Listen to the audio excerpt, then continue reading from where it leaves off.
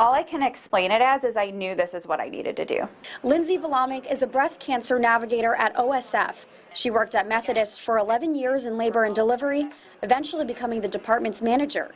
But then at 33, she was diagnosed with breast cancer. I stood in the kitchen with my husband and said, I don't want to be sick. The news came just 3 years after her dad passed away from pancreatic cancer.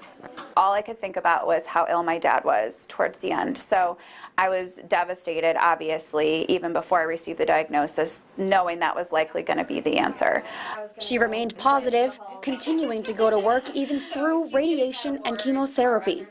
And at the end of my treatment, I was starting to kind of feel like I wanted to give back to that community, that breast cancer community. So I looked at what nursing opportunities were available in cancer, and a breast cancer navigator is one of those positions. She says it was a sign from above, and she needed to give it a shot. And I feel like that gives me some instant credibility with those patients because they know I've walked the walk and I can talk the talk.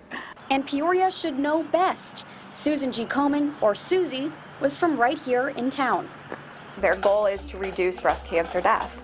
And it's a pretty lofty goal. And so they're doing grassroots efforts here in the Peoria community to help improve that. And I think that if Susie were here, she'd be so incredibly impressed and proud of the work that's being done in her hometown.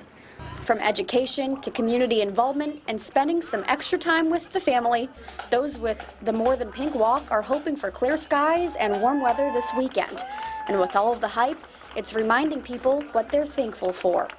It has also given me this incredible gift and perspective in knowing who's close to me and friends and family, being able to turn that into a positive with this role, and also essentially changing my life and having that impact. And I wouldn't be who I am today without that diagnosis.